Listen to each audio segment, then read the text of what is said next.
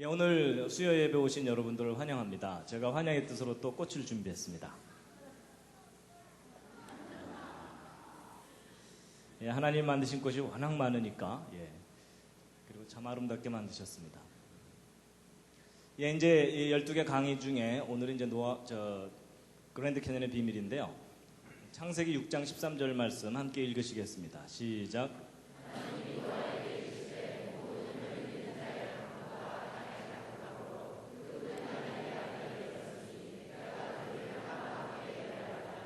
예, 하나님께서 이 세상을 심판하셨는데 사람들만 심판한 것이 아니고 땅과 함께 멸하리라 하셨습니다.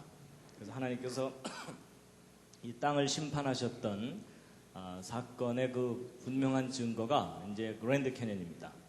대홍수의 거대한 기념물이 바로 이 그랜드 캐년인데, 이 그랜드 캐년이 왜 대홍수의 증거물인지를 오늘 이제 자세하게 설명을 드릴 것입니다. 지난번 노아홍수 이야기할 때 그 전 세계가 완전히 물로 뒤덮였을 때 그때 지구를 휩쓸고 도는 물들이 거대한 퇴적 현상을 일으키게 되는데, 이제 그것이 그랜드 캐년도 그 중에 이제 하나다라고 말씀을 드렸었습니다. 이 그랜드 캐년은 이제 미국 아리조나주 북부에 있는 거대한 계곡입니다. 미국 지도하고 우리나라 지도를 비교해 보면 크기가 너무 차이 나죠. 제가 그래서 이 미국을 우리 땅으로 만드는 방법을 생각해냈습니다. 그게 뭐냐면 가능한 한 많이 낳아서 이민을 많이 보내는 겁니다. 그리고 이민 가서도 많이 낳게 하는 겁니다. 그럼 언젠간 이게 우리 땅이 될 거라고 생각이 됩니다. 여러분, 이제 그 노아 홍수 때 잠깐 보여드렸던 표입니다. 성경 전체 역사 표인데요. 지금 현재로부터 대략 4,300여 년 전에 전 세계적인 대홍수가 있었고, 홍수 이전 세상을 우리가 잃어버리고 살고 있고, 홍수 이후 역사를 이제 우리가 다시 살고 있는 겁니다. 그래서 우리는 첫 번째 세상을 잃어버리고 살고 있습니다. 그래서 그 홍수는 맨 처음에 비가 내린 것만 40일이었고 지구 전체가 물에 잠겼던 기간이 150일이라고 말씀을 드렸었습니다. 그리고 그 물이 빠지는데 또 150일이 걸리고 땅이 마르고 굳는데 2달 정도 걸려서 대홍수 전체 기간은 365일이다라는 걸 말씀드렸습니다. 그리고 이제 노아가 방주에 들어가 있던 날짜 수는 371일이었죠. 근데 이제 적어도 5달 동안 지구 전체가 완전히 물에 잠겨 있게 되면 이 물이 가만히 덮고만 있는 게 아니라 이 태양과 달이 양쪽에서 물을 잡아당기니까 물은 양쪽으로 나와 있는데 지구는 하루에 한 바퀴씩 돌아야 되니까 상대적으로 이 물이 지구를 휩쓸고 돌게 된다, 이런 말씀을 드렸습니다. 그럼 이 지구를 휩쓸고 도는 그 거대한 물이 모든 산들을 다 허물어뜨려다가 깊고 넓은 곳을 만나면 그 흙들을 쫙 쌓아놓게 되는데, 이런 일들이 적어도 5달 동안 계속 반복됐다라고 봐야 됩니다. 그러면 1년이라는 짧은 기간 내에 엄청난 양의 퇴적 현상이 일어나게 되는데, 바로 이런 일이 있었다는 강력한 증거가 이제 그랜드 캐년입니다. 여기에 쌓여있는 이 흙들이 바로 대홍수 때 이제 쌓인 겁니다. 그래서 가보시면 이제 무지개떡처럼 이렇게 흙들이 쌓여 있습니다. 그래서 곳곳에 이런 절벽이 있고 이 위에서부터 이 밑에까지 떨어지는데도 한참 걸린다 그랬죠. 회개할 충분한 시간이 있다고 말씀을 드렸었습니다. 그랜드 캐년의 길이는 대략 한 450km 정도 됩니다. 근데 이제 이 그랜드 캐년 보통 일반적으로 설명할 때는 다 진화론으로만 설명을 합니다.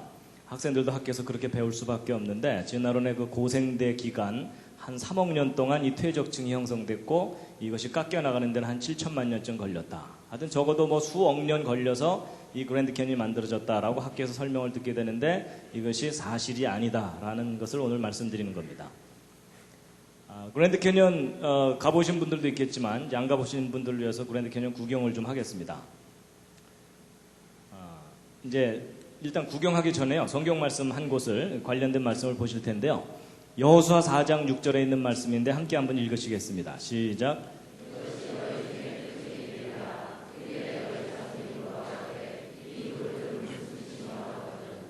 이 부분이 이제 어떤 장면이냐면, 이스라엘 민족이 이집트에서 노예 생활을 하다가 이집트를 탈출해서 가나안 땅을 들어가게 됩니다. 근데 이제 곧바로 들어가질 못하고 40년을 광야에서 맴돌다가 이제 이집트를 탈출했던 세대들은 광야에서 다 죽고 이 광야에서 새로 태어난 신세대가 드디어 이제 가나안 땅을 들어가게 됩니다. 그래서 이집트에서 이제 가나안 땅 들어가야 되는데 바로 앞에 놓여 있는 강이 요단강입니다. 이제 그 사이에 지도자가 바뀌어서 여호수아가 지도자가 되어서 이 백성들을 이끌고 요단강을 건너야 되는데, 성경의 기록을 보면 이 요단이 추수할 시기에는 물이 많아져 가지고서 이제 홍수가 난다는 겁니다. 그래서 일반 사람들이 건너가지 못하는데 한두 명도 아니고 적어도 100만 명이 넘는 사람들이 요단강을 건너가야 되는 상황입니다. 근데 이제 하나님께서 그때 기적을 베푸셨죠. 그래서 이 흐르던 요단 강물이 갑자기 뚝 끊기면서 흘러내려오던 물들은 그 위로 쫙 쌓이고, 그리고 그 끊긴 곳에서부터 마른 땅이 드러나가지고 이스라엘 민족이 무사히 그 요단강을 건너갔다, 이런 기록이 나옵니다. 믿으십니까? 예, 표정을 봐서 별로 안 믿으시는 것 같습니다. 근데 이제 제가 이제 그 기적을 말씀드리려는 게 아니고, 온 이스라엘 백성이 마른 땅으로 이제 요단강을 건너갔는데, 건너가고 나서 여호수아 장군이 이제 명령을 내립니다. 백성들에게. 그래서 무슨 명령을 내리냐면, 요단강 바닥에 있던 돌 12개를 꺼내 갖고 나와라. 그래서 바깥에다 이렇게 쌓아놔라. 그리고 바깥에 있는 12돌을 요단강 중앙에다가 옮겨놔라. 그러니까 바꿔치기를 한 거죠. 예, 그 다음에 이제 바깥에 쌓아오는 이 돌들에 대해서 이제 여호수아가 이제 한 말이 이제 바로 여호수아 4장 6절 7절 말씀인데, 다시 한번 읽으시겠습니다. 시작. 이것이 너희 중에 표징이 되리라. 후일에 너희 자손이 물어 가로되 이 돌들은 무슨 뜻이뇨 하거든 그들에게 이르기를 곧 언약궤가 요단을 건널 때에 요단물이 끊어졌으므로 이 돌들이 이스라엘 자손에게 영영한 기념이 되리라 하라. 예, 요약하면 이제 무슨 얘기냐면, 후손들이 이 돌 이거 왜 쌓아놨어요? 하고 물어보면 뭐라고 대답하라고요?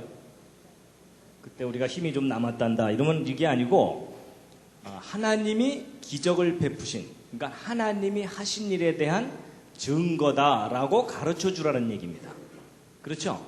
근데 제가 이제 오늘 이 말씀을 드리는 이유가, 제가 이 말씀을 패러디를 했습니다. 그래서 이제 다음 말씀은 성경 말씀이 아니고요, 제가 인용한 말씀입니다. 예. 함께 한번 읽으시겠습니다. 시작. 후일에 너희 자손이 물어 가로되 이 큰 계곡은 무슨 뜻이뇨 하거든 뭐라고 대답하셔야 된다고요? 예, 이게 노아 홍수의 증거란다 라고 대답을 해주셔야 된다는 거예요. 근데 문제는 이제 그러고 나서 알아들으면 괜찮은데, 근데 그게 왜 그래요 하고도 따지잖아요. 그렇죠? 근데 그때는 뭐라고 대답하셔야 돼요? 예, 지금 이제 아무것도 모르시죠? 그렇죠? 그래서 오늘 제가 이제 알려드리려는 겁니다. 예, 자세하게 물어볼 때 왜 이게 노아의 홍수의 증거인지에 대해서. 그랜드 캐니언 이제 잠깐 보시겠습니다. 이 계곡이 길게 이렇게 쭉 뻗어 있는데요. 겨울이고요. 가을입니다. 아무래도 한번 가봐야 되겠죠? 예. 가기 전에 한번 둘러보시겠습니다. 어마어마한 계곡이 쫙 펼쳐져 있습니다. 정말 가면 감탄이 나올 수밖에 없는. 그리고 이제 곳곳에 이런 퇴적층들이 쌓여 있고요. 이 그랜드 캐니언은 요 윗부분이 해발 높이가 2,600m입니다. 그러니까 백두산 정도 높이 되는 고원지대입니다. 거기에 이제 깊은 계곡이 푹 파여 있죠. 그리고 이제 이 그랜드 캐니언의 길이는 한 450km 정도 되기 때문에 우리나라 지도하고 비교해 놓으면 남한만한 크기의 계곡입니다. 어마어마합니다. 그래서 이제 보시면 여기 사람 여기 보이십니까? 예. 그리고 절벽이 이렇게 있고 또 요 밑에 계곡 밑으로 내려가는 길이 이렇게 있고요. 예. 그래서 여기서 아무리 소리쳐봤자 저쪽에서 들리지도 않습니다. 예, 멋있죠? 나중에 구경 가셨을 때 기념사진 찍을 장소 미리 알려드리는 겁니다. 근데 여기서 사진 찍을 때 좀 더 뒤로, 좀 더 뒤로 이러시면 안 됩니다.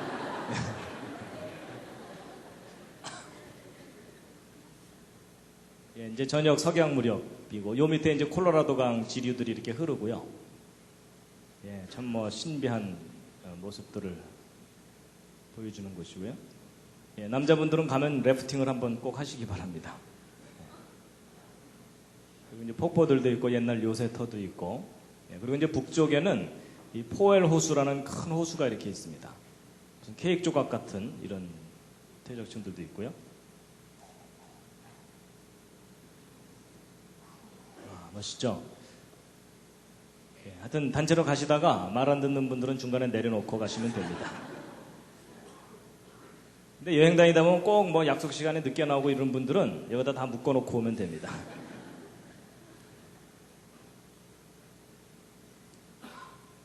근데 오히려 사진으로 보는 게 더 멋있을 수도 있습니다. 예, 현장에 가서 괜히 구름 잔뜩 끼면 아무것도 못 보고 옵니다.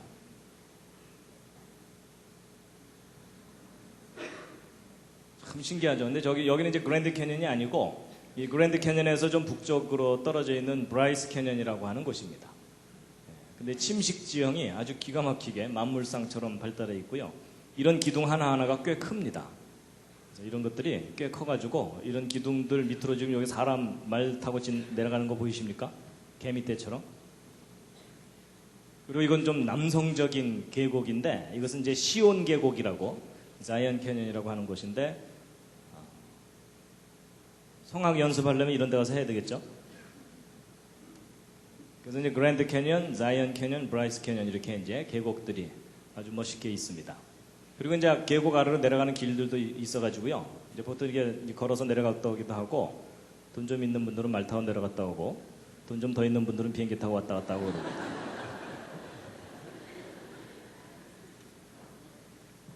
예, 한 번은 가볼 만한 곳입니다. 근데 이제 이곳에 이렇게 퇴적층들이 겹겹이 쌓여 있는데 이 퇴적층들의 그 구성 성분이 어떤 층은 석회, 어떤 층은 모래, 어떤 층은 혈암, 뭐 진흙 이런 계통으로 교대로 이렇게 쫙 쌓여 있습니다. 그래서 서로 다른 흙들이 이렇게 쌓여 있는데 자, 오늘 이제 이 그랜드 캐년이 어떻게 만들어졌는지에 대해서 이제 그 비밀을 풀 텐데요. 이 그랜드 캐년의 모습을 잘 보시면 두 단계입니다. 모양을 잘 보시면 일단 흙이 다 쌓이고 난 다음에 깎여 나갔습니다. 그렇죠? 예. 뭐 쌓이다가 중간에 깎인 게 아니고 일단 다 쌓이고 난 다음에 깎여 나간 그런 모습입니다. 그래서 이제 첫 번째는 퇴적층이 어떻게 쌓였는지를 이제 우리가 알아내야 됩니다. 그래서 보통 이 쌓이는 것을 퇴적이라고 표현을 하는데 어떻게 쌓였는가 하는 건데 이 많은 흙들이 여기 쌓여 있으려면 어디서부턴가 와야 되죠. 그렇죠? 예, 그래서 이 많은 흙들이 어디서부터 왔겠느냐 하는 걸 이제 우리가 풀어야 되고 또 이것이 쌓이는데 얼마나 오래 걸려서 쌓였겠느냐 하는 건데 진화론에서는 막 수억 년 걸려서 쌓였다고 설명을 합니다. 그리고 이제 이런 정도 규모의 흙이 쌓이려면은 큰 바다 밑에서 쌓여야 되거든요. 근데 지금 현재는 백두산 높이만큼 올라와 있죠. 그러니까 이 밑에서 바다 밑에서 쌓였던 그 퇴적지대가 어떻게 백두산 높이까지 올라갔겠느냐 하는 겁니다. 여러분 저게 왜 저렇게 올라갔겠습니까? 이런 질문을 받으면 쉬운 대답부터 하시면 됩니다. 제가 안 그랬는데요. 이러시면 됩니다. 그 다음에 이제 다 쌓이고 난 다음에 깎여 나갔거든요. 그래서 이 깎여 나간 것을 또 우리가 이제 풀어야 되는데 어떻게 깎여 나갔는가 하는 건데 깎여 나가는 걸 보통 침식이라고 합니다. 이게 먹고 잔다는 뜻이 아닙니다. 예, 깎여 나간다 이런 뜻입니다. 그래서 이제 이 많은 흙들이 깎여 나갔다면 어딘간 쌓여 있어야 되겠죠. 그게 가깝게 쌓여 있는지 멀리 쌓여 있는지 넓게 쌓여 있는지 좁게 쌓여 있는지 이걸 좀 분석을 해보면 이게 어떻게 깎여 나갔는지에 대해서도 알 수가 있고요. 그리고 이제 얼마나 오랫동안 깎여 나갔느냐, 정말 진화론에서 얘기하듯이 막 몇 천만 년 걸려서 이게 깎여 나갔느냐 아니면 순식간에 이게 깎여 나갔겠느냐 하는 겁니다. 근데 이제 얘한테는 아무리 물어봐도 얘는 대답을 안 해줍니다. 그래서 결국 과학자들이 앞뒤를 연구를 해가지고 이것이 어떻게 만들어졌겠는가를 이제 추적해서 알아내는 수밖에 없습니다. 그래서 이제 오늘 이제 그랜드 캐년 생성 원인에 대해서 이제 말씀을 드릴 텐데요. 예. 잠시 기지개를 한번 살짝 켜시겠습니다. 예, 오늘 지질학 공부를 해야 되기 때문에 예. 문과분들은 너무 애쓰지 않으셔도 됩니다. 이해가 안 되면 주무셔도 괜찮습니다.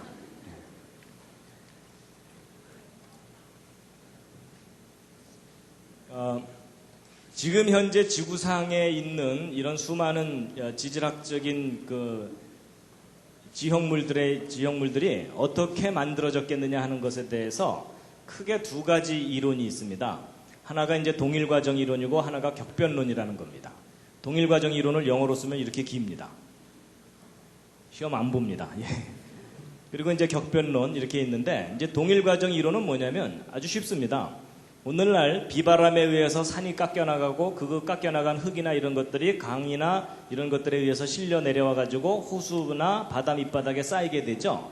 이런 일이 과거나 지금이나 미래나 계속돼 왔을 거다라고 보는 관점입니다.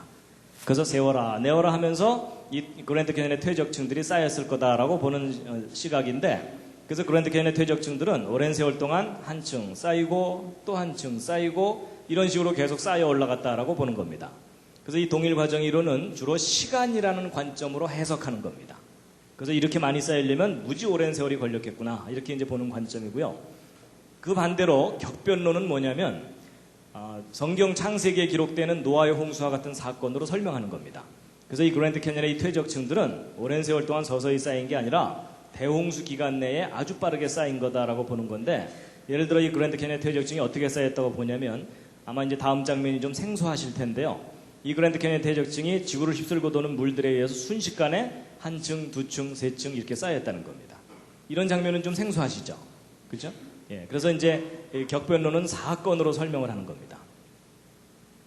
그래서 이제 전 세계를, 전 지구를 뒤덮었던 대홍수 때 이 그랜드 캐니언 퇴적층들이 쌓인 거다라고 보는 관점인데요. 자, 이 그랜드 캐니언이 어떻게 만들어졌는지에 대해서 비밀을 풀려면 관찰을 잘해야 됩니다. 과학적 연구의 제일 첫 번째 단계가 관찰이거든요. 그래서 관찰을 정확하게 하면 비밀을 풀 수가 있습니다. 이 그랜드 캐니언의 퇴적층이 어떻게 쌓였는지 관찰을 해보면 뚜렷한 세 가지 특징이 있습니다. 첫 번째 특징은 뭐냐면 퇴적층이 아주 넓은 범위에 걸쳐서 쌓여 있다는 겁니다. 그리고 두 번째 특징은 뭐냐면 퇴적층 사이의 경계면이 아주 뚜렷하다는 겁니다. 그래서 예를 들면 여기 어두운 부분과 밝은 부분의 경계가 아주 뚜렷하죠. 예, 서서히 변해가지 않고 갑자기 변했어요. 색깔이. 그래서 뚜렷한 경계가 특징이고, 또 세 번째 특징은 뭐냐면 퇴적층들이 아주 평평하게 쌓여 있다는 겁니다. 울퉁불퉁하게 쌓이질 않고. 그러면 이렇게 광범위하고 뚜렷한 경계를 가진 평평한 퇴적층이 형성된 원인이 있겠죠. 이제 그 원인을 우리가 추적해야 되는데, 일단 이 그랜드 캐니언이 있는 지역이 이 부분이거든요. 그러니까 이렇게 넓은 지역에 퇴적층이 쌓이려면 이게 호수나 강 정도 규모가 아니라 큰 바다 밑바닥에서 퇴적층이 형성됐다라고 봐야 됩니다. 그러니까 첫 번째 질문에 대해서는 아주 쉽습니다. 대답이.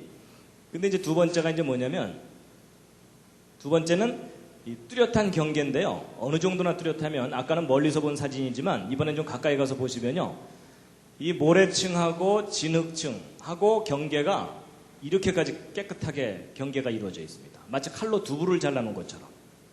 그래서 너무나 뚜렷한 경계면을 갖고 있는 것이 참 신기합니다.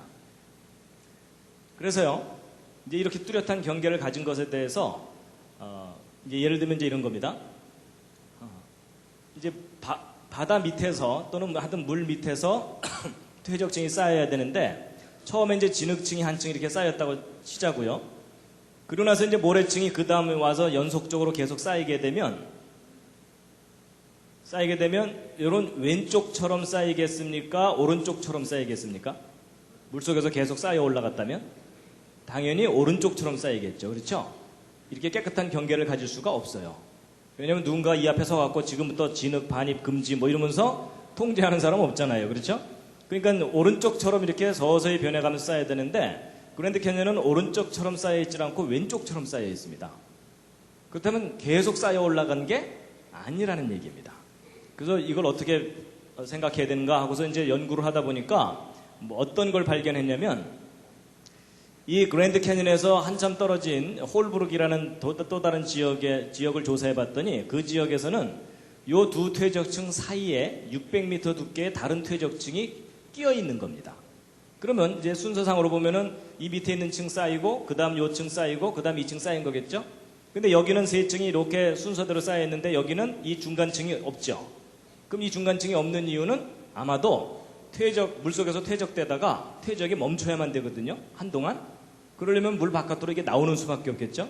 그래서 아마도 이쪽 지역은 물 바깥으로 나와 있었는가 보다. 한 1000만 년 기간 동안. 이렇게 해석을 하게 되는 겁니다. 그래서 이제 그림으로 이제 설명을 드리자면 이런 겁니다. 물속에서 첫 번째 층이 쌓였는데 어느 날 이 퇴적층이 그냥 물 바깥으로 솟아 올라와 버린 겁니다. 그러고 나서 이제 세월 지나가는 겁니다. 그리고 주변 환경 바뀌죠. 그리고 나서 다시 이게 가라앉았어요. 가라앉은 다음에 다시 와서 이제 새로운 퇴적층이 쌓이면은 이렇게 뚜렷한 경계가 형성될 수가 있겠죠. 그리고 이제 또 다시 올라갔다가 또 세월 지나가고, 예, 그리고 주변의 환경이 또 바뀌고, 그리고 다시 가라앉고, 그리고 또 와서 또 새로운 퇴적층이 와서 쌓이면 이렇게 뚜렷한 경계가 형성될 수 있겠죠. 그럴듯하시죠. 그런데 저 설명에도 허점이 있습니다. 단점이 있는데 그게 뭐냐면 이렇게 오르락내리락 하면서 쌓이면 이렇게 평행한 경계면을 가질 수가 없어요. 왜냐하면 그랜드 캐니언의 퇴적층은 너무나 평평하거든요. 이걸 설명을 못합니다. 이게 오르락내리락 하면서 쌓이면은 이렇게 쌓이게 되지 이렇게 평평하게는 못 쌓입니다. 그 이유가 뭐냐면 보세요. 쌓였어요. 이제 퇴적이 멈추기 위해서 물 바깥으로 나갔습니다. 세월 지나가죠. 근데 쟤네들은 괜찮아요. 노출되어 있는 동안 얘네들이 문제입니다. 그렇죠? 비바람이 치게 되면 그 표면이 반드시 울퉁불퉁해질 수밖에 없게 되겠죠. 계곡이 파이고, 그리고 거기 식물도 자라고 그러면은 그 표면이 아무래도 어떤 그 손상이 되게 되는데, 이렇게 오르락내리락 하면서 쌓이게 되면은 반드시 층과 층 사이의 경계가 평평해질 수가 없습니다. 맞죠? 그런데 희한하게도 그랜드 캐니언은 너무나 평평하게 쫙 쌓여 있는 거예요. 그러니까 이게 오르락내리락 하면서 쌓였다는 것도 설명이 안 돼요. 여기까지 이해가 되시죠? 예. 그러면 어떻게 이 그랜드 캐니언은 뚜렷하고 평행한 경계면을 갖고 쌓였느냐, 이제 이걸 풀어야 되는데 오랫동안 저것의 원인을 몰랐었어요. 그러다가 얼마 전부터 이 과학자들이, 이 부분을 연구하던 과학자들이 단서를 발견하기 시작했어요. 그 첫 번째 단서가 뭐냐면, 첫 번째 단서가 물이 흐르면서 퇴적됐다는 단서를 발견한 거예요. 이 퇴적층들이 쌓일 때 물이 흐르면서 쌓인 거라는 거예요. 그 단서가 뭐냐면, 이 그랜드 캐니언의 퇴적층 중에 석회암 퇴적층이 있거든요. 레드 라임스톤이라고 하는. 근데 이 석회암 퇴적층 속에서 여러분 그 오징어 중에 갑오징어 있죠. 갑오징어는 속에 뼈 같은 거 들어있잖아요. 그러니까 오징어 뼈 화석 같은 것들이 이 그 석회암 퇴적층에서 발견됐는데, 이 오징어 뼈 화석이 이렇게 보시면은 여기는 좁고 여기는 넓거든요. 근데 얘네들이 희한하게도 퇴적층 속에서 제멋대로 방향을 갖고 있질 않고 이 왼쪽처럼 비교적 어느 한쪽 방향으로 정렬이 돼서 화석으로 들어있어요. 그럼 쟤네들이 혹시 죽기 전에 반상회를 했을까요? 우리는 죽을 때 항상 머리를 그쪽으로 두는 거야 뭐 이러면서? 그럴 리가 없잖아요. 그럼 쟤네들이 저렇게 머리를 한쪽으로 이렇게 두고 한쪽 방향으로 정렬이 돼서 대충 발견된다는 얘기는 뭔가 저렇게 정렬이 되도록 외부에서 힘이 가해진 거잖아요. 그렇죠? 그러니까 사람들이 그때 뭐 돌려놓을 수도 없고, 그렇다면 아마도 이렇게 물이 흘렀기 때문에 쟤네들이 방향을 틀은 게 아니냐, 이렇게 보는 거예요. 그래서 예를 들면 이제 이렇게 놓여있던 것도 물이 이쪽으로 좀 세게 흐르면 물의 힘 때문에 이렇게 방향이 돌아가게 되죠. 그러면 이 그랜드 캐니언의 퇴적층이 물이 흐르면서 쌓인 퇴적층이구나 라는 것을 알게 됐어요. 자, 그 다음에 이제 그 물이 어느 정도 규모로 흘렀겠느냐 하는 건데, 보세요. 어마어마한 규모로 물이 흐른 거예요. 그래서 이 대경류에 의해서 퇴적된 건데, 여러분 이것은 그랜드 캐니언의 퇴적층 중에 한 단면인데요. 여기 빨간 옷을 입은 사람 보이시죠? 근데 지금 여기 돌멩이 큰 거 보이시죠?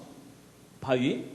직경 5m, 무게 200톤짜리 바위인데, 이 바위가 원래 이 자리에 있던 바위가 아니고 휩쓸려 와서 쌓인 바위예요. 그럼 여러분 이렇게 큰 바위가 휩쓸려 올 정도면 어느 정도 물이 흘렀어야 되는지 짐작해 가시죠? 그래서 이게 이제 그랜드 캐니언의 제일 아랫부분 퇴적층 속에서 발견된 건데요. 이런 것들이 집채만한 돌이에요. 자, 보세요. 물이 이렇게 오른쪽으로 흘러갈 때 어떤 돌멩이를 움직이려면 상당히 빠른 물이 흘러야 됩니다. 그래서 이 돌을 이렇게 움직이게 되는데, 근데 이거보다 더 큰 돌을 움직이려면 더 센 물이 필요해요. 맞죠? 그런데 이따만한 돌이 움직이려면 이따만한 물이 흘러야 됩니다. 너무 이해가 쉬우시죠? 그렇죠? 그러니까 과학자들이 바보가 아닌 이상 저렇게 큰 돌이 움직이려면 어느 정도 파괴력이 있는 물이 흘러야 되는지 알잖아요. 그렇죠? 그렇다면 이렇게 큰 돌들이 그랜드 캐니언 퇴적층 속에 푹푹 박혀 있다는 얘기는 어마어마한 규모의 물이 흐르면서 퇴적이 됐다는 것을 증명해 주는 겁니다. 그러니까 이런 큰 돌들이 막 그랜드 캐니언 속에 들어있으니까 거대한 물이 흐르면서 퇴적층이 형성된 거예요. 그러니까 절대로 오랜 세월 동안 서서히 쌓인 게 아니에요. 여러분, 물이 아무리 많이 흘러도 흐르는 속도가 느리면은 이 돌 못 굴리는 거 아시죠? 그리고 물이 아무리 빨리 흘러도 물의 양이 작으면 이 돌 못 굴리죠? 그러니까 어마어마한 규모의 물이 흐르면서 퇴적층이 형성된 겁니다. 자, 그런데 이제 그런 어마어마한 규모의 물이 어느 정도 범위에 걸쳐서 흘렀겠느냐 하는 겁니다. 그러니까 미국 땅 고지역만 일부만 흘렀겠느냐, 아니면 전 지구를 뒤덮는 홍수가 있었겠느냐 하는 건데, 전 지구적인 규모의 퇴적이 일어났다는 강력한 증거가 있습니다. 그게 뭐냐면, 여러분 지금 현재 지구 곳곳에 화산들이 터지면서 화산 속에서 쏟아져 나오는 이 용암이나 이런 것들이 굳어져서 형성된 암석을 화성암이라고 합니다. 이게 화성에서 가져온 암석이다 그 뜻이 아닙니다. 그 다음에 이 강 주변에 모래들이 와서 쌓여갖고 굳어진 암석을 뭐라 그럴까요? 이걸 퇴적암이라고 그럽니다. 이제 이렇게. 근데 이제 제가 퀴즈를 하나 드리겠습니다. 어차피 서로 정답을 모르니까 우기셔도 됩니다. 여러분 지금 현재 지구 전체 통계를 내보면 화성암이 지구 표면을 덮어가는 속도하고 퇴적암이 지구 표면을 덮어가는 속도를 비교해보면 어느 쪽이 빠를까요? 옆에 있는 분과 한번 상의해 보시기 바랍니다. 어차피 모르니까 우기셔도 됩니다. 근데 이 부분이 상당히 중요한 겁니다. 어느 쪽이 훨씬 더 빠르냐면요. 정답은 화성암 쪽이 훨씬 빠릅니다. 그러니까 화산활동에 의해서 터져나온 것들이 지구 표면을 덮어가는 속도가 훨씬 빨라요. 압도적으로 빨라요. 그럼 여러분 저런 식으로 해서 지금까지 세월이 흘러왔다면 지금 현재 지구 표면에는 어떤 암석이 더 많이 덮고 있어야 될까요? 당연히 화성암이 절반 이상을 덮고 있어야 돼요. 맞죠? 저런 추세로 계속돼 왔다면. 그러니까 이제 보세요. 지금 현재 지구를 조사해 보면요. 지각 내부, 그러니까 지각 내부 속은요. 화성암이 95%로서 압도적으로 많아요. 그러니까 지구 속도 1월지인데 거기다가 화산활동에 의해서 화성암이 지구 표면을 덮는 속도가 훨씬 빠른다는 추세로 본다면은 지금 현재 지구 표면도 화성암이 압도적으로 많아야 되겠죠. 근데 놀라운 사실은 지금 현재 지구 표면을 조사해 보면 지표면은 70%가 퇴적암입니다. 화성암은 30%밖에 안 돼요. 근데 지금 현재 어느 쪽 방향으로 진행되고 있냐면은 화산활동에 의해서 이 화성암이 퇴적암을 점점 점령해가는 쪽으로 진행되고 있죠. 그럼 여러분 시간이 갈수록 오른쪽으로 간다는 얘기는 시간을 거꾸로 돌리면 과거에는 어떤 상태가 있었다는 뜻일까요? 과거에는 지구 전체가 완전히 퇴적층으로 덮였던 때가 있었다는 얘기입니다. 저게 무슨 사건일까요? 저게 바로 노아의 홍수 사건입니다. 이것은 지구 전체에 걸친 통계 자료이기 때문에 아주 강력한 증거입니다. 그러니까 전 지구가 완전히 물로 뒤덮였던 대홍수가 있었다는 강력한 증거입니다. 그리고 홍수 이후에 다시 이 화성암이 자기의 위세를 회복해가고 있는 중에 우리가 지금 살고 있는 겁니다. 그래서 여러분 지구 전체가 완전히 물로 뒤덮였던 대홍수가 있었다는 성경의 기록을 좀 믿어주시면 감사하겠습니다. 그래서 여러분 과학적인 증거들은 성경이 옳다는 것을 강력하게 뒷받침하고 있습니다. 자, 그런데 이제 보세요. 그랜드 캐니언의 퇴적층이 쌓이는 것은 아무도 못 봤죠? 혹시 보신 분 계십니까? 이럴 때 손 드는 분이 계시면 잘 돌봐드려야 된다 그랬죠? 예. 여러분 그랜드 캐니언의 퇴적층이 쌓이는 것은 아무도 직접 못 봤지만 그랜드 캐니언의 퇴적층과 똑같은 퇴적층이 쌓이는 현상을 지금도 곳곳에서 관찰할 수가 있어요. 그래서 그 대표적인 예가 1980년 5월 18일 날 터진 미국 워싱턴주의 세인트 헬렌 산인데요. 여러분 1980년 5월 18일이면 무슨 날이죠? 어른들은 기억하실 텐데요. 광주 5.18 그날입니다. 그날 뭐 시차는 좀 있으니까는 시간은 차이가 나겠지만은 같은 날 미국 워싱턴주에 있는 세인트 헬렌 산으로 화산이 뻥 터졌습니다. 그래서 이게 터질 당시의 모습이고 폭발 전의 모습인데요. 이 세인트 헬렌사는 참 아름다운 산봉우리가 있는 그런 산이고, 그 다음에 아주 맑은 호수가 있고 산림이 울창하기 때문에 1급 휴양지였었습니다, 여기가. 근데 이 화산이 뻥 터졌어요. 그래서 멀리 있는 도시에서 바라본 화산 폭발 장면입니다. 화산 폭발 후의 모습입니다. 산봉우리가 그냥 통째로 다 무너져 내려버렸어요. 그래서 이 산이 원래 백두산보다도 높은 산이었습니다. 그런데 거의 1000m 이상이 무너져 내린 겁니다. 어마어마한 폭발이었습니다. 그래서 이게 이제 폭발 당시의 모습이고 폭발 후의 모습인데요. 근데 이 세인트 헬렌산 화산 폭발할 때 아주 중요한 지질학적 증거들이 확인됐습니다. 그 첫 번째가 퇴적층이 형성되는 과정인데, 보세요. 여러분 지금 여기 퇴적층이 쫙 쌓여 있는데, 여기 빨간 옷을 입은 사람하고 비교해보면 상당히 퇴적층이 두껍죠. 여러분 보통 지금 현재 진화론적 관점의 지질학에서는 퇴적층을 해석할 때 평균적으로 30cm 정도 쌓이려면 5000년쯤 걸린다. 대략 그 정도 해석합니다. 그럼 여러분 제가 하나 파묻히려면 몇만 년 걸리는 겁니다. 그러니까 여기 있는 이 퇴적층이 쌓이려면 이건 몇 년 걸렸다고 해야 됩니까? 우기기 나름입니다. 일단 기본적으로 몇십만 년은 될 거고, 그 다음에 B층과 C층 사이가 색깔이 전혀 다르죠. 그러니까 이 B층 사이고 이 중간에 얼마만큼 세월이 지났는지는 또 우기기 나름이에요. 그렇죠? 그러니까 적어도 수십만 년에서 수백만 년, 수천만 년 지났다고 해도 될 정도로 퇴적층이 꽤 쌓였죠? 근데 여러분, 받기의 망정이지. 이거 안 봤다면 수십만 년이거든요. 근데 이 퇴적층 쌓이는 걸 실제 봤어요. 여러분, 이 A층이 1980년 5월 18일 당일날 하루 만에 쌓인 퇴적층입니다. 그리고 이 두 번째 퇴적층이 한 달 후쯤에 또 하루 만에 쌓인 퇴적층이고, 이 세 번째 퇴적층이 2년 후에 또 한 번 쏟아져 내려가지고서 또 하루 만에 쌓인 퇴적층입니다.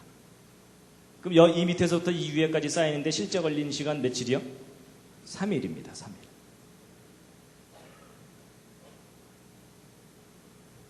여러분, 대개 보고 온 사람하고 안 보고 온 사람하고 둘이 싸우면 누가 이깁니까? 대개 안 보고 온 사람들이 이기죠? 근데 여러분, 누가 이기느냐가 중요한 게 아니라 어느 게 사실이냐가 중요합니다. 맞죠? 이건 안 보면 수십만 년인데 받기의 망정이지. 그렇죠? 3일이에요, 3일. 여러분, 퇴적층이 얼마나 빠르게 형성되는지를 실제 본 건데요.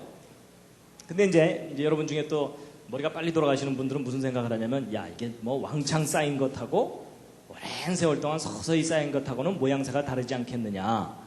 아무래도 왕창 쌓이면은 막 뒤섞여서 쌓일 테니까 그 속에 아무런 무늬가 없을 거고, 오랜 세월 동안 겹겹이 쌓이면은 층층이 무슨 세월의 흔적이 있을 거다. 그런 생각 드시죠? 근데 여러분, 특히 두 번째 퇴적층 보세요. 이게 하루 만에 쌓인 퇴적층인데, 이 하루 만에 쌓인 퇴적층 단면을 보면요, 마치 오랜 세월 동안 쌓인 것 같은 층 무늬가 있어요. 자세히 다가가보면 이런 식으로까지 세밀한 층들이 형성되어 있습니다. 근데 이게 하루 만에 왕창 쌓인 거예요. 그것도 화산이 폭발하면서 쏟아져 내려온 것들이 시속 60km 속도로 휩쓸고 내려가면서 쌓은 거예요. 그럼 여러분 생각해보세요. 막 휩쓸려 내려가면 그 안에서도 뒤섞일 거 아니에요? 뒤섞여서 쌓일 것 같은데 희한하게도 휩쓸려 내려가면서 쌓였는데 저렇게 층무늬가 생겼어요. 희한하죠? 그래서 야, 어떻게 저렇게 층무늬가 생기는가에 대해서 실험을 했어요. 그런데 그 비밀이 풀렸어요. 뭐냐면, 지금 전 세계 곳곳에 이렇게 쌓여있는 이 줄무늬 퇴적층들의 비밀이 있습니다. 그게 뭐냐면, 이제 이게 아주 재밌는 실험인데요. 고운 모래하고 굵은 모래 두 개를 뒤섞었어요. 뒤섞은 다음에 이 비커에다 넣고 깔때기를 통해서 쭉 흘려내리면 여기에 쌓이게 되거든요. 근데 생각해 보세요. 여기도 섞여 있죠. 흘러내리면서도 섞이죠. 이 밑에 떨어지면서도 뒤섞이죠. 그러면 우리가 생각하기에 이 밑에 쌓이는 흙은 막 뒤섞여서 쌓일 것 같은 생각이 드시죠. 근데 놀랍게도 이렇게 떨어져 내리면서 쌓이는데 이렇게 쌓여요. 이게 삼겹살의 비밀입니다. 그래서 야 어떻게 저렇게 쌓이는가? 제가 사진으로만 보여드리면 또 이 트릭을 쓴다 그러실까봐 실제 쌓이는 모습을 보여드릴게요. 자, 보세요. 잠이 확 깨실 겁니다.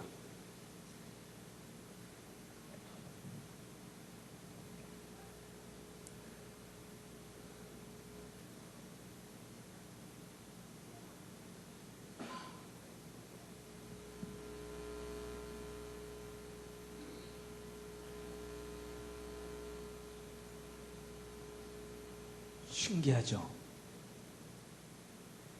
여러분 이게 원리가 뭐냐면요. 이 검은색이 굵은 모래라 그랬죠? 굵은 모래가 어느 정도 쌓이다 보면 쭉 미끄러져 내려요. 가는 모래는 남고. 그래서 이게 층이 생겨요. 근데 바로 저런 원리가 뒤섞인 흙들이 쌓일 때 움직이면서 쌓이면은 저렇게 층무늬가 생기게 돼 있어요. 여러분 그저 옥수수 튀긴 거 이렇게 큰 거부터 되게 먼저 집어먹게 되잖아요. 그렇죠? 근데 한참 집어먹다 보면 자꾸 손에 조그만 게 걸리니까는 한 번씩 그 통 흔들어주면 큰 게 쫙 위로 올라오죠? 여러분 이게 어려운 얘기가 아닙니다. 바로 그 원리입니다. 그렇죠?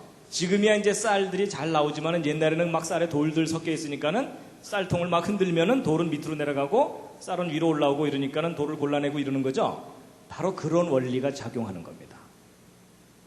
거대한 흙덩어리가 한쪽으로 쫙 휩쓸려 가게 되면 그 안에서 자기들끼리 굵은 것과 가는 것이 분리가 일어나면서 줄무늬가 생기게 돼 있어요. 그러니까 자기들끼리 막 흘러가면서 야야 줄 서 이러면서 쫙 이렇게 층무늬가 생기게 돼 있습니다. 그래서 여러분 이게 바로 퇴적층이 갑자기 쌓이면서도 마치 오랜 세월 동안 여러분 이거 밭개망정이지 안 봤으면 여름 겨울 뭐 이랬을 거 아니에요. 그렇죠? 근데 바로 이런 원리가 작용한다는 것을 잘 몰랐던 거예요. 그러니까 우리 주변에서 이제 퇴적층 쌓일 때마다 그냥 이제 겹겹이 쌓인 거 보면은 그냥 이게 오랜 세월 동안 쌓인 거라고 잘못 해석했던 겁니다. 이해가 되시죠? 그러니까 지구 곳곳에 그런 현상이 발견되는데요. 또 실제적으로 이런 것도 있습니다. 이 호주에서 이쪽 바닷가에 모래가 자꾸 없어지니까 이쪽에 있는 모래를 배로 실어다가 이 앞바다에 뿌렸어요. 잔뜩 뿌리고 났더니 어느 날 파도가 심하게 치면서 이 뿌려놓은 모래가 바닷가 쪽으로 밀려 나왔어요. 그래서 하룻밤 사이에 밀려 나와 갖고서 이만큼 두께로 쌓인 거예요. 그럼 여러분 하룻밤 사이에 왕창 와서 쌓였으면은 막 뒤섞여서 쌓여야 될 것 같잖아요. 그렇죠? 근데 놀랍게도 하룻밤 만에 와서 쌓인 단면을 보았더니 줄무늬들이 쭉쭉 생겨 있어요. 밭기의 망정이지. 안 봤으면 이것도 몇 년 걸렸다가 해야 돼요? 여름, 겨울. 아, 이거 200년. 뭐 이래야 될 거 아니에요. 그렇죠? 그러니까 여러분 저런 현상이 일반적인 현상인 거예요. 그러니까 여러분 지구상에 있는 곳곳에 이런 줄무늬 퇴적층을 앞으로 보시거든 절대로 오랜 세월이라고 생각하시면 그건 착각입니다. 규모만 더 클 뿐이지 거대한 퇴적층이 순식간에 확 휩쓸려가면서 이런 무늬를 만들게 됩니다. 그래서 여러분 앞으로 이제 여행 다니시면요 이제 이런 줄무늬들을 많이 보시게 될 거예요. 제발 저 앞에 가서 오 장구한 세월 이러지 마시기 바랍니다. 그래서 여러분 전 세계 곳곳에 있는 이런 줄무늬 퇴적층이 바로 그런 원리로 생기는 겁니다.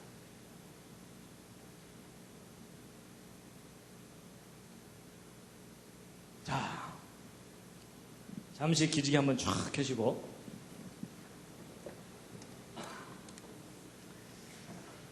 좌양좌 하셔서 옆에 있는 분 안마를 해드리도록 하겠습니다.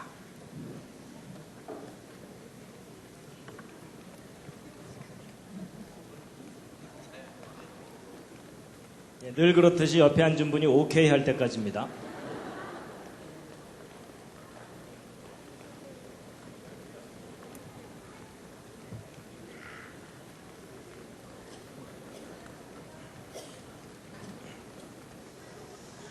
예, 반대로도 해주시고요. 반대로 또.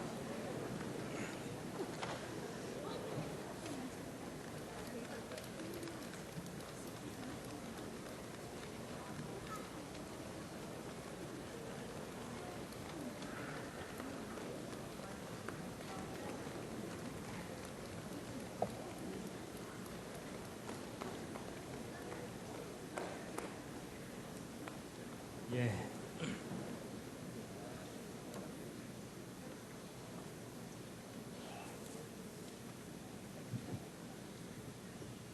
지금까지 너무 어렵진 않으셨죠?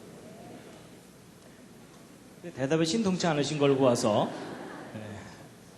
저게 내 인생과 무슨 상관이냐 뭐 거의 그러시면서 이제 들으시는 것 같습니다. 자, 그다음에 이제 오늘의 가장 중요한 부분을 이제 알려드릴 텐데요. 그렇다면 이 그랜드 캐니언의 이 퇴적층이 그렇게 대규모로 평평하게 쌓인 것의 원리가 뭐냐 하는 거거든요. 어떻게 대홍수 기간 동안에 단기간 내에 그렇게 많은 퇴적층이 순식간에 이렇게 쫙 쌓여 올라갈 수 있겠느냐 하는 건데 그 원리를 알게 됐어요. 바로 이제 이 콜로라도 대학의 이분 피에르 줄리앙이라는 이분이 이제 퇴적층이 어떻게 만들어지는지 연구하는 분 중에 한 분인데 이제 거기 가면 이렇게 퇴적층이 형성되는 것을 모델 실험을 할 수 있는 장치들이 이렇게 있습니다. 그래서 이제 퇴적 실험을 했는데요. 원리가 이런 겁니다. 이 부분이 제일 중요합니다. 대홍수 때 어떻게 퇴적층이 그랜드 캐니언의 퇴적층이 어떻게 형성됐겠느냐 하는 건데, 여러분, 이제 대홍수가 일어나면 막 산들이 허물어지고 그런 것들이 이제 지구를 빙빙 도는 물들에 의해서 이렇게 휩쓸려 가게 되거든요. 그럼 이게 흙탕물이 이렇게 휩쓸려 가게 되면 이 밑바닥에는 퇴적층이 일정한 두께로 쫙 쌓여가게 되어 있습니다. 그래서 퇴적층이 어떤 모양으로 가냐면 이런 식으로 갑니다. 이런 식으로 한 층, 또 한 층 이렇게 쌓이는 거예요. 근데 이렇게 쌓이는 원리가 뭐냐면요. 잘 보세요. 물이 이렇게 흘러가는데 여기보다는 여기가 좀 더 깊죠. 좀 더 깊으면 좀 더 느리게 흐르게 되죠. 그러니까 흙들을 여기까지 이렇게 싣고 오다가 여기서 속도가 갑자기 늦어지니까 어떻게 되겠어요? 이 앞에다가 흙들을 쌓아놓게 됩니다. 그러니까 흙은 계속 실려와서 이 앞에 쌓이니까 그 퇴적층이 옆으로 저렇게 쭉쭉 자라게 돼 있습니다. 바로 저런 원리로 전 지구를 휩쓸고 도는 물들이 지구를 빙빙 돌면서 한 층, 또 한 층, 또 한 층 이렇게 퇴적층을 쌓아놓게 됩니다. 그러면 이런 식으로 쌓이게 되면은 층과 층 사이의 경계가 뚜렷하게 되죠. 그리고 평평하게 쌓이게 됩니다. 그럼 아까 그랜드 캐니언에서 대해서 풀지 못했던 것을 다 풀 수 있는 바로 그런 설명입니다. 근데 이제 제가 이렇게만 설명드리면 이제 우긴다 그러실까봐 실제로 저렇게 쌓이는 장면을 보여드리겠습니다. 잘 보세요. 이제 모의 실험을 한 건데요. 오른쪽으로 흘러가게 되는데 여기 잘 보시면 퇴적층이 오른쪽으로 점점점 이동하고 있죠. 일정 두께의 퇴적층이. 그렇죠? 그럼 이 물이 하루 종일 흐르게 되면은 이 퇴적층은 하루 종일 앞으로 갑니다. 그럼 일정 두께의 퇴적층이 뭐 몇 킬로미터, 몇십 킬로미터도 쫙 쌓이게 돼요. 신기하죠? 저럴 줄 모르셨죠? 대홍수가 일어나면 저런 현상이 반드시 나타납니다.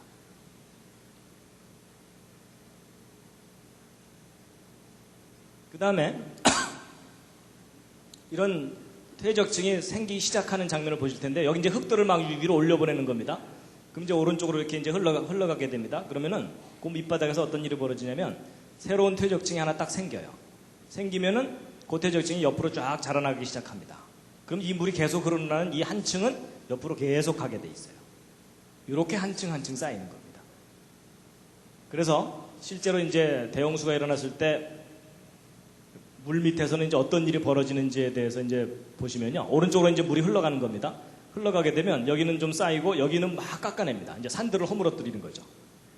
이런 깎은 흙들을 또 싣고 가다가 또 여기는 쌓아놓고 그리고 또 이제 한동안 이 평평하면은 계속 싣고만 갑니다. 물이 흐르는 속도가 있으니까. 그래서 쭉 싣고 가다가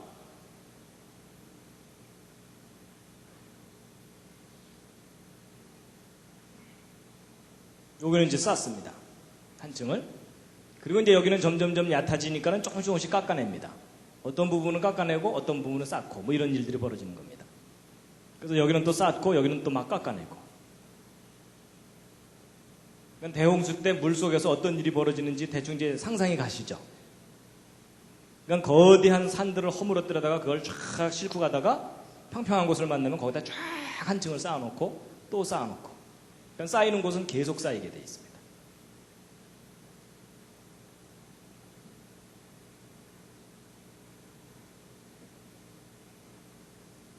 그래서 이제 이런 식으로 퇴적층이 형성되는 겁니다. 그러니까 그랜드 캐니언 퇴적층이 왜 이렇게 평평한지 그리고 층과 층 사이의 경계가 왜 이렇게 뚜렷한지가 다 풀린 거예요. 그러니까 전지구를 뒤덮은 대홍수가 분명히 있었던 겁니다. 그래서 다시 한번 보여드리면 이제 이런 겁니다. 한 층이 쫙 가고요. 또 한 층이 또 가고 이런 식으로.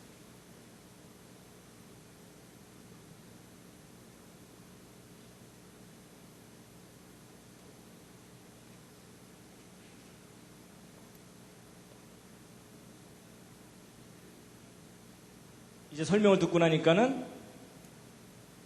그렇게 보이죠? 이제 세뇌당하신 겁니다. 그러니까 여러분 예전에는 이 모든 것들을 성경적인 관점으로 설명한다는 것이 엄두가 안 나는 일이었습니다. 몰랐으니까. 근데 이제 과학자들 중에 좀 끈질긴 사람들이 있습니다. 성경에 써 있다면 이건 사실이다 하고서 끈질기게 연구하던 분들이 저런 증거들을 이제 확인하고 발견하고 그래서 성경적인 관점으로 모든 것들을 다시 정리하기 시작했습니다. 할 일 없는 과학자들이 좀 있습니다. 저런 것들을 열심히 하고 있는. 그리고요, 처음부터 평평하지 않을 수도 있죠, 밑바닥이. 근데 이것도 문제가 안 됩니다. 여러분, 이렇게 움푹 패인 곳은 금방 메꿔집니다. 왜냐하면 여러분 여기보다는 여기가 좀 더 깊죠. 좀 더 깊으면 좀 더 느리게 흐르죠. 좀 더 느리게 흐르면 좀 더 많이 쌓이게 되겠죠. 바로 그 원리입니다. 그래서 쫙 쌓여가다가 이 부분에서 좀 더 느리게 흐르면서 좀 더 많이 쌓입니다. 바로 이런 식으로 해가지고 한 번이나 또는 두 번 정도만 지나가고 나면 그 움푹 패인 것이 거의 평평해져 버립니다. 그러면 그 다음부터는 무지개떡입니다. 그렇죠? 그리고 이 똑 튀어나온 부분도 역시 똑같은 원리로 여기보다는 여기가 좀 얕죠? 좀 얕으니까 좀 더 빨리 흐르죠? 좀 더 빨리 흐르면 좀 덜 쌓입니다. 그래서 여기도 역시 한두 번만 지나가고 나면은 또 다시 평평해집니다. 그러면 계속 평평하게 퇴적층이 쌓이게 돼 있어요.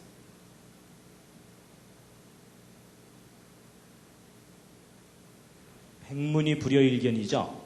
여러분 제가 이거를 이렇게 그림으로 설명드리지 않고 말로만 하면요 여러분 20분만 지나면 다 혼수 상태입니다. 그렇죠?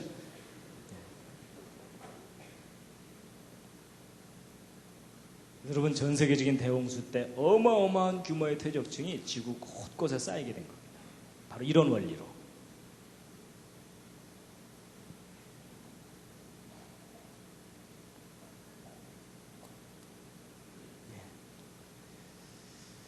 그 다음에 이제 가장 중요한 메인 테마는 말씀을 드린 거고요. 이제 제일 중요한 주제는 말씀드렸고, 지금부터 이제 보너스인데요. 어떤 게 있냐면, 여러분 안 믿어지시겠지만, 천지 창조 때 퇴적된 퇴적층도 발견했어요. 이건 또 무슨 황당한 얘기냐? 여러분 보세요. 진화론에서는 소위 그 고생대라는 시절이 있었는데, 고생대의 초기가 캄브리아기입니다. 그리고 이제 이 고생대 초기 캄브리아기 밑에는 선캄브리아기라 그래서 캄브리아기 이전 시대다라고 하거든요. 그래서 이제 캄브리아기 이후로 뭐 이런 이제 그 세밀하게 이렇게 길을 나눠놨는데 이 선캄브리아기와 캄브리아기의 경계가 있어요. 근데 이 경계가 이제 아주 중요한 의미를 갖고 있습니다. 이 고생대와 선캄브리아기 사이에는요, 이 부정합이라 그래서 이 밑에 퇴적층하고 위에 퇴적층은 전혀 다른 이렇게 매끈한 경계면을 갖고 있질 않아요. 뚝 끊겼어요, 중간이. 근데 이제 진화론에서는 이 고생대 때부터 화석들이 발견되거든요. 고생대 이전 퇴적층 속에서는 화석이 발견되질 않습니다. 그래서 캄브리아기 이 밑에 퇴적층에서는 이제 화석이 발견되지 않는데 이 그랜드 캐년도 역시 이 고생대 퇴적층과 선캄브리아기 암석들이 있거든요. 그런데 바로 이 선캄브리아기 암석 중에 이 퇴적층들이 있는데 그 퇴적층이 천지 창조 때 퇴적된 퇴적층이라고 해석이 되고 있습니다. 왜냐하면 바로 이제 그랜드 캐년의 주 퇴적층 밑에 깔려있는 이 퇴적층인데요. 창세기 1장을 읽어보면 하나님께서 6일 동안 천지 창조하셨다고 돼 있죠. 근데 지난번 노아홍수 이야기할 때 제가 궁창 위의 물과 궁창 아래의 물에 대해서는 비교적 좀 설명을 드렸었습니다. 그렇죠? 근데 창조 셋째 날 하신 일이 뭐냐면 성경 창세기를 보면은 맨 처음에 지구가 완전히 물로 덮여 있었거든요. 그런데 물로 덮여 있던 지구가 물 바깥으로 이제 육지가 대륙이 솟아 올라온 겁니다. 그러면 지구를 덮고 있던 물이 바다 쪽으로 물러가면서 대륙이 솟아 올라오게 되겠죠. 그럼 거대한 물이 대륙을 덮고 있다가 바다 쪽으로 밀려가게 되면은 그냥 밀려가지 않고 이 대륙에 있는 흙들을 많이 실어서 바다 밑에 쌓아놓게 되겠죠. 그러면 천지창조 셋째 날 땅이 드러날 때 퇴적층이 형성되게 되어 있습니다. 맞죠? 물론 이제 하나님께서 다 퍼올리실 수도 있지만 특별히 그렇게 하지 않는 이상은 퇴적층이 형성되게 되어 있습니다.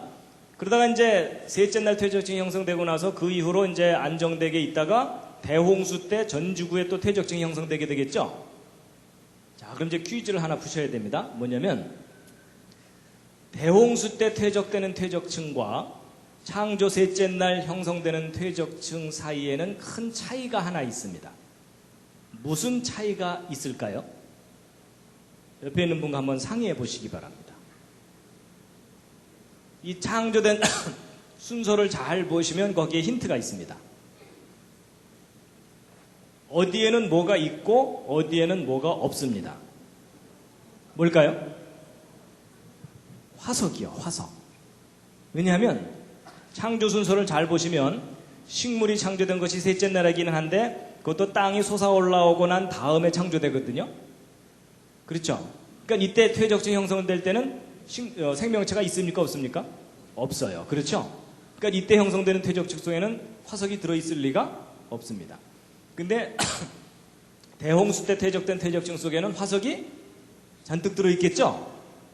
근데 참 신기한 게 뭐냐면 이 그랜드 캐니언 퇴적층 중에 고생대 퇴적층이라고 소위 진화론에서 분류하는 퇴적층 속에는 화석들이 잔뜩 발견되거든요. 근데 그 바로 밑에 있는 이 퇴적층 속에서는 화석이 하나도 발견되지 않습니다. 그래서 이 진화론을 주장하는 학자들한테는 저게 미스테리예요. 왜냐하면 여기서는 화석이 하나도 없다가 요 바로 위에 퇴적층에서 화석들이 다다다다닥 하고 와그락을 발견되거든요. 그래서 진화론을 연구하는 사람들한테는 야, 진화가 안 일어나다가 여기서부터 갑자기 진화가 일어났구나. 그래가지고 저걸 갖다가 캄브리아의 대폭발 이론, 폭발적으로 진화가 일어났다. 이렇게 설명을 하는 겁니다. 잘 돌봐줘야 되겠죠?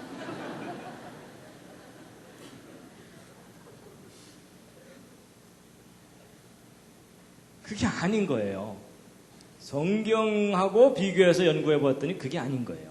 바로 이 밑에가 천지창조 때 형성된 퇴적층이고 그 윗부분이 바로 대홍수 때 형성된 퇴적층이다라는 것을 알게 된 거예요.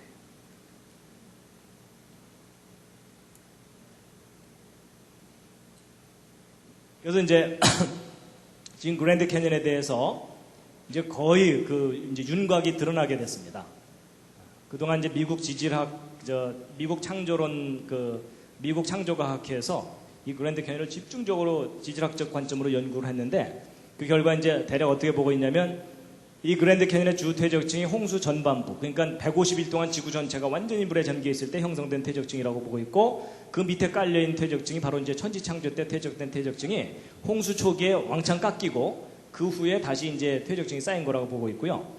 그 다음에 이제 자이언 캐년 이쪽에 요 퇴적층을 홍수 후반부 퇴적층이라고 보고 있고, 그다음에 브라이스 캐년이 있는 이쪽 퇴적층이 홍수 이후 퇴적층이라고 보고 있습니다. 그래서 이 그랜드 캐년을 포함하는 이 지역은 홍수 이후까지도 계속 바다 밑에 잠겨서 계속 퇴적이 일어났던 곳이라고 보고 있고요. 그 다음에 이제 지금 현재 미국 대륙이 솟아 올라왔잖아요. 그럼 물속에 들어있던 대륙이 솟아 올라오려면 물이 점점점 얕아지면서 그 위를 흐르는 물의 속도가 빨라지죠. 그러면 거기에 쌓였던 퇴적층이 솟아 올라오는 도중에 많이 깎여나가게 되겠죠. 그래서 이 부분이 이게 미국 대륙이 솟아 올라올 때 깎여나갔던 것이라고 보고 있습니다. 그럼 이제 그랜드 캐니언의 이 계곡은 그럼 그때 솟아 올라올 때 깎인 거냐? 아닙니다. 이 그랜드 캐니언의 계곡은 홍수 이후에 깎인 거라고 보고 있습니다. 대륙이 다 솟아 올라오고 난 다음에. 그래서 그건 좀 이따 이제 말씀드릴 거고요. 그래서 이제 여러분이 그랜드 캐니언 관광을 가시게 되면 일반 관광을 가면 그런 설명 못 듣게 되고요. 이 창조과학 탐사 여행을 이제 가시면은 창조 때 형성된 퇴적층을 보시게 됩니다. 거의 표정이 잘 안 믿어지는 표정들이십니다. 그래서 여러분 놀랍게도 이 그랜드 캐년이 성경에 대한 너무나 강력한 증거물입니다. 자, 그 다음에 이제 지금까지 쭉 설명드린 내용이 그랜드 캐년의 퇴적층이 형성되는 과정에 대해서 설명드린 겁니다. 이제 지금부터는 이제 계곡이 어떻게 깎여 나갔느냐 하는 겁니다. 어떻게 깎여 나갔다고요? 아까 제가 쉬운 답 말씀드렸잖아요. 제가 안 그랬는데요. 이러시면 이제 됩니다. 자, 근데 이 계곡이 형성된 것은 얼마나 오래 깎였는가, 또 어디로 갔는가, 또 어떻게 깎였는가 하는 건데요. 이 계곡이 깎여 나간 것에도 단서가 있습니다. 잘 보시면요, 거의 수직으로 깎여 나갔죠. 이게 단서예요. 왜냐하면 여러분 이 그랜드 캐니언의 퇴적층 중에는 좀 단단한 부분도 있고 연한 부분도 있거든요. 그럼 만약에 이 콜로라도 강이 오랜 세월 동안 이것을 깎아낸 거라면 단단한 데는 덜 깎이고 연한 부분은 많이 깎이겠죠. 그럼 사실 이 깎여 나가는 단면은 이렇게 울퉁불퉁해야 됩니다. 그렇죠? 근데 이 그랜드 캐니언의 이 계곡은요 거의 수직으로 쫙 깎여 나갔어요. 수직으로. 그렇다는 얘기는 오랜 세월 동안 서서히 깎여 나간 게 아니라는 얘기입니다. 그래가지고 도대체 이 그랜드 캐니언이 어떻게 깎여 나갔는가에 대해서 여러 각도로 조사를 해본 결과 아주 놀라운 단서가 뭐냐면 이겁니다. 이 부분이 이제 그랜드 캐니언 지역이거든요. 근데 그 상류 쪽에 뭔가 흔적이 있는데 무슨 흔적이 있냐면 거대한 호수가 있었던 흔적이 있어요. 그래서 이걸 좀 자세히 보시면 여기가 이제 그랜드 캐니언 지역입니다. 근데 여기 잘 보시면요, 이 부분에 좀 거뭇거뭇한 부분 있죠. 그리고 요즘 희끗희끗하게 이렇게 보이는 게 이게 뭐냐면요, 지대가 높아서 눈이 덜 녹은 지역입니다. 그러니까 이 부분이 고원지대라고 보시면 돼요. 다른 지역보다는 높은 지대예요. 근데 높은 지대가 이렇게 연결되어 있었는데 이상하게 계곡이 그 허리를 가르고 지나갔죠. 그럼 이 계곡이 없었다면 원래 이 부분이 높았던 지대였겠죠. 근데 갑자기 그 허리가 중간이 뚝 잘려나간 거예요. 그러면 지금 이 콜로라도 강은 오른쪽 위에서부터 왼쪽 아래쪽으로 흐르거든요. 근데 이 물이 이렇게 흘러야 되는데 여기가 가로막혀 있다면 이 위쪽에 뭐가 형성됐겠습니까? 거대한 호수가 형성되게 돼 있습니다. 그러니까 과거에 이렇게 큰 호수가 있다가 이 호수가 지금은 없어졌죠. 이 호수물이 어느 날 뻥 터지면서 아래쪽으로 갑자기 다 쏟아져 내버린 겁니다. 댐 터지듯이. 그러면서 그랜드 캐니언이 순식간에 깎여 나갔다라고 보고 있습니다. 그 흔적이 아주 분명하게 남아 있어요. 그래서 이 그랜드 캐니언 그 위쪽에 이 고원지대가 이렇게 놓여 있었다면 그 위쪽에 실제로 형성되었을 호수를 컴퓨터로 시뮬레이션을 한 겁니다. 근데 이 호수의 크기가 우리나라 지도하고 비교해 놓은 건데 거의 한반도만한 호수입니다. 근데 그 호수가 뻥 터지면서 그랜드 캐니언이 계곡이 순식간에 깎여 나간 겁니다. 그래서 이제 여기 카이바 플래토라고 하는 요 지역이거든요. 카이바 플래토라고 하는 요 부분에 이렇게 놓여 있던 것이 뻥 터진 거라는 거죠. 그래서 이제 실제로 이 댐이 터지거나 이랬을 때 이제 이 파괴력이 상당히 크거든요. 예를 들어 여기 댐에 이렇게 물이 갇혀 있지만 여기가 이만큼 가로막혀 있었다면 엄청난 물이 이렇게 쌓여 있겠죠. 이게 어느 날 뻥 터진다고 생각해 보세요. 이 밑에 엉망됩니다. 그래서 여기 지금 댐을 하나 만들어 놨더니 그 위에 물이 이렇게 고여 있는 거거든요. 호수가 생긴 건데 어느 날 이 댐이 터져버리면은 이 거대한 물이 일로 다 쏟아져 내리는 겁니다. 그럼 이 밑에 큰 계곡이 생기게 됩니다. 그래서 이제 실제 계곡이 어떻게 형성되는지에 대해서 아까 그 세인트 헬렌산 화산 폭발 때 또 그 증거가 발견됐는데 보세요. 이 세인트 헬렌산이 폭발하기 전에는 여기 빙하들이 있었고 또 화산 폭발할 때는 상당히 많은 지하수들이 터져 나오거든요. 그럼 그렇게 터져 나온 것들이 곳곳으로 막 휩쓸려 진흙죽을 이루면서 휩쓸려 내려갑니다. 그래서 계곡을 가득 메우고 이렇게 진흙들이 흘러내려가거든요. 그래서 여기 보시면 여기 사람 있는데 이 나무 위로 이 진흙탕물이 휩쓸려 간 높이가 있죠. 그러니까 이런 정도로 휩쓸려 내려가면은 그 밑에 있는 퇴적층 지대를 뚫고 지나가면서 계곡을 깎아놓게 됩니다. 그래서 이게 그때 형성된 계곡이거든요. 화산 폭발 때 휩쓸려 내려온 흙탕물이 휩쓸고 지나가면서 이 계곡의 단면을 한번 보시면은요. 보세요. 이게 그때 깎여나간 계곡입니다. 근데 여기 절벽이 있는데 이게 얼마나 큰지 짐작이 안 가시죠? 잘 보시면 이 절벽 위에 여기 사람 보이세요? 사람 보이죠? 그러니까 여러분 이게 그때 순식간에 깎여나간 계곡이에요. 봤기에 망정이지 안 봤으면 이거 몇 년 걸린다고 해야 돼요? 예, 비바람에 깎여나가고 그 깎여나간 흙들을 시냇물이 졸졸졸 실어 나르려면 적어도 수십만 년이에요. 그렇죠? 근데 여러분 이 계곡 그때 만들어지는 거 직접 관찰을 했어요. 3일 만에 깎여나간 거예요. 그러면 이 지역이 모래같이 푸석푸석한 곳이었느냐? 아닙니다. 그렇게 깎여나간 계곡의 밑에 내려가서 깎여나간 계곡 옆면을 바라보았더니 응회암이라고 하는 암석지대입니다. 암석지대를 흙탕물이 휩쓸고 지나가면서 깊은 계곡을 푹 파놓은 거예요. 3일 만에. 그럼 여러분 물 자체가 파괴력이 있다기보다는 그 물에 휩쓸려가는 이 돌멩이들 있죠? 이런 것들이 암석지대를 커팅하면서 지나가게 됩니다. 그러니까 이렇게 두꺼운 퇴적층과 이렇게 깊은 계곡을 순식간에 만들어 놓은 세인트헬렌산 화산 폭발은 역사상 있었던 큰 화산 폭발들에 비하면 비교적 작은 화산 폭발입니다. 근데 작은 화산 폭발인데 이 정도 규모의 퇴적층이 형성된다는 거 보면은 이거보다 더 큰 규모의 대격변이 일어나면 훨씬 더 큰 규모의 퇴적층과 계곡이 형성되는 것을 얼마든지 짐작하실 수 있겠죠? 그게 바로 이제 그랜드 캐년입니다. 여러분 이 계곡을 깎아놓은 것은 사람들이 삽으로 판 게 아닙니다. 자연의 힘에 의해서 저런 계곡이 깎여나가는 거거든요. 근데 얼마든지 가능합니다. 근데 이제 보세요. 아까도 말씀드린 것처럼 그랜드 캐년의 계곡이 직접 깎여나가는 것은 아무도 못 봤잖아요. 그렇죠? 그런데 그랜드 캐년과 너무나 똑같이 생긴 계곡이 순식간에 만들어지는 것을 직접 봤어요. 그 사건이 바로 이제 이 팔로우즈 계곡인데 이 미국 워싱턴주에 있는 계곡입니다. 여러분 이 계곡이 이렇게 파여 있는데 이게 얼마나 큰 계곡인지 아시려면요. 이 오른쪽 절벽 위에 여기 담장이 이렇게 쳐져 있는데 거기 지금 사람들이 몇 사람 옹기종기 모여서 구경하고 있는 거 보이세요?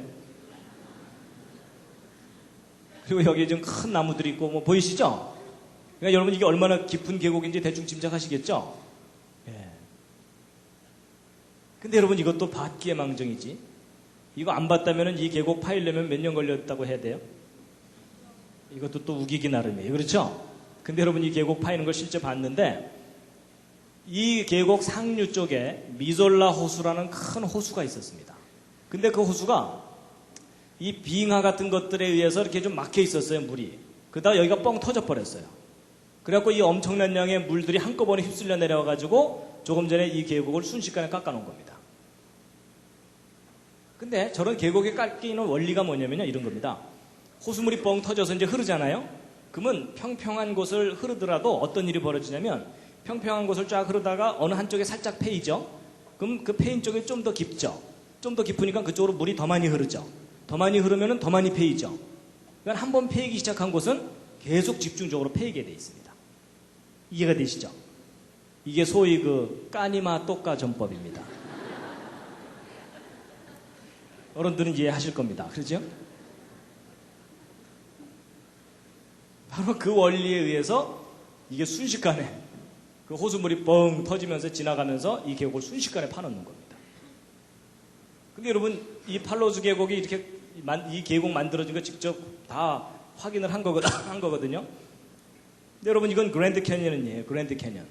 근데 모양새가 너무나 비슷하죠. 그렇죠? 이거보다 스케일이 좀 더 클 뿐이에요. 그렇죠? 더 큰 호수가 터지면 더 큰 계곡이 생길 수 있다는 얘기예요. 그러니까 제가 이론적으로만 말씀드린 게 아니고 실제 일어났던 일까지 다 증거로 함께 말씀드리니까 훨씬 이해가 되시죠? 그래서 이제 이런 댐이나 이런 게 붕괴할 때는요, 넘치면서 터지는 경우가 있고, 그 다음에 밑으로 쫄쫄쫄 새다가 뻥 터지는 경우가 있습니다. 넘치면서 터지는 건 왜 그러냐면요, 골고루 넘치면 얘가 낮아지기만 하거든요. 근데 이렇게 넘치다 보면 어느 한쪽에 살짝 패이면 글로 집중적으로 물이 흐르죠. 그러면서 댐이 뻥 터져 버리는 겁니다. 그래서 이게 1976년에 미국의 태튼 댐이 붕괴되는 장면이고요. 또 다른 댐도 이렇게 갑자기 빵 하고 터지고, 그 다음에 이제 이 쫄쫄쫄 새다가 터지는 경우의 한 예가 이건데요. 이 그랜드 캐년 상류 쪽에 글렌 캐년 댐이라는 댐이 있는데, 여기 지금 물줄기 4개가 보이는 건 이건 발전용 댐입니다. 발전용 수로예요. 그래서 이제 발전하는 건데, 근데 이것만 만들어 놓으면 안 되고, 이 물이 갑자기 불어나면 이 물을 갑자기 빼내야 되잖아요. 그러기 위해서 이제 비상용 수로로 물을 더 많이 빼냅니다. 그러다가 이제 1983년에 이 댐이 무너질 뻔한 적이 있어요. 물이 불어나가지고 비상용 수로를 열었거든요. 근데 열자마자 출구 부분이 무너진 거예요, 이게. 그래서 저 수문을 조금만 늦게 닫았으면 저 댐 무너지는 거였어요. 그럼 보통 공학자들이 이런 거 설계할 때 최대 압력의 3배를 견딜 정도로 설계해서 만들거든요, 대개는. 그렇게 튼튼하게 만든 수로가 저렇게 무너져 버리는 거예요. 그러니까 물의 파괴력이 얼마나 큰지 알 수 있습니다. 그래서 이제 이게 무슨 말씀을 드리려는 거냐면, 이 그랜드 캐년 요 윗부분에 과거에 여기 높은 고원지대가 있어서 그 위에 물이 잔뜩 있었을 텐데, 이게 물이 많아져서 넘쳤든 또는 밑으로 쫄쫄 젖어서 뻥 터졌든 어느 순간 뻥 터진 거라는 거예요. 그러면서 이 가로막고 있던 이 부분이 왕창 무너지면서 이 거대한 물이 휩쓸고 지나가면서 이 흙들을, 이 계곡을 순식간에 깎아놓은 거다라는 겁니다.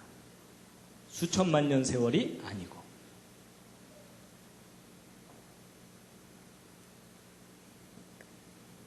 그래서요, 또 하나의 증거가 뭐냐면요, 오랜 세월 동안 서서히 깎여나갔다면은 이 콜로라도 강이 이 흙들을 싣고 갈 수 있는 능력에는 한계가 있기 때문에 오랜 세월 동안 서서히 깎였다면은 그 흙들이 여기 언저리에 많이 쌓여 있어야 되거든요.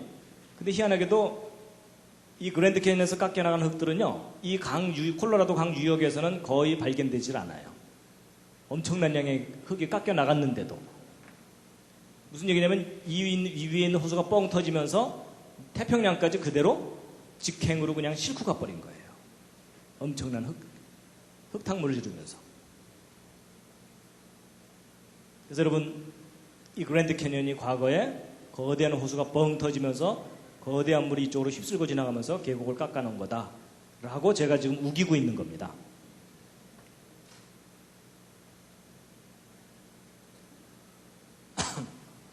그래서 이제 2단계로 호필 레이크라는 레이크가 먼저 뻥 터지고, 그 다음에 캐니언즈 랜드 레이크라고 하는 호수가 그 다음에 2차로 뻥 터지면서 거대한 계곡이 형성된 거다라고 보고 있습니다.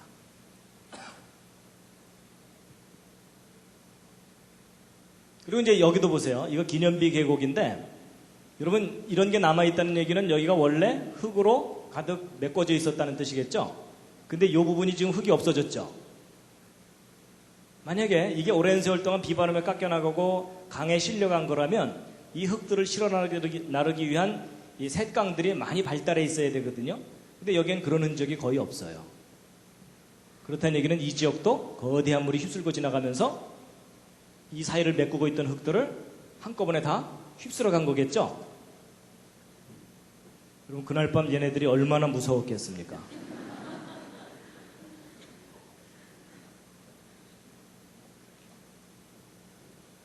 그래서 이게 다 대격변의 증거물들입니다. 오랜 세월의 증거가 아니고.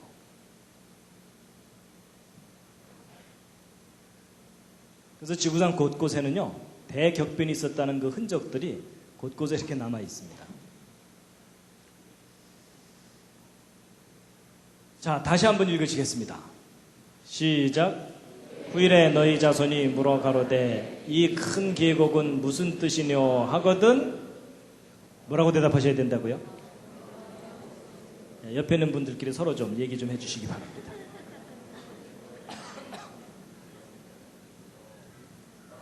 얘야, 그때 내가 졸았단다 이러시면 안 된다는 겁니다.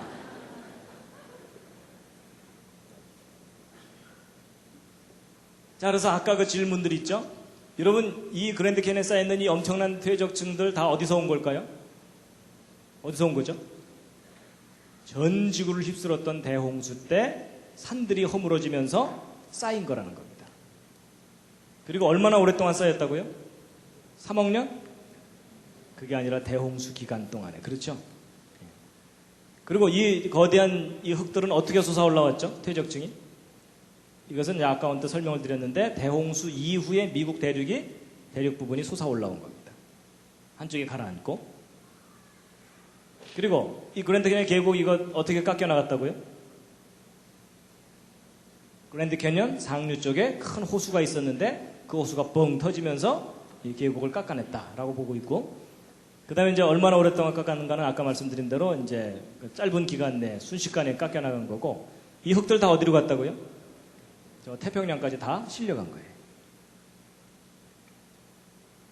그래서 여러분 진화론에서 이야기하는 고생대, 중생대, 신생대가 있는데 이 그랜드 캐년의 퇴적층이 고생대 퇴적층이라고 설명되고 있거든요.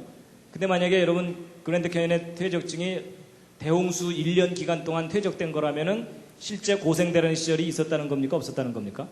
저게 없었다는 얘기입니다. 여러분 이게 다 뻥입니다. 여러분 이 고생대, 중생대, 신생대는 진화론에 의한 가상적인 시대이지 실제 지구의 역사 시대가 아닙니다.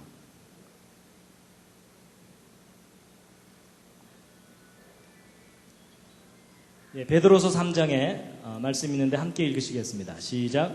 이로 말미암아 그때 세상은 물의 넘침으로 멸망하였으되 이제 하늘과 땅은 그 동일한 말씀으로 불사르기 위하여 간수하신 바 되어 경건치 아니한 사람들의 심판과 멸망의 날까지 보존하여 두신 것이니라. 여러분 하나님께서 물로 심판하셨었는데 이제 마지막 심판은 불의 심판이라고 말씀하십니다. 근데 여러분 이 대홍수 사건이 실제 역사 속에 있었다면 마지막 불의 심판도 우리가 역사적으로 겪게 됩니다. 예, 그 대심판을 겪은 곳인데도 참 멋있습니다. 그렇죠? 예. 여러분 이것은 그랜드 캐년 계곡에 피어있는 꽃들입니다. 하나님이 이 세상을 심판하셨었지만 여전히 하나님의 창조의 아름다움이 곳곳에 남아 있습니다. 마지막 꽃다발입니다.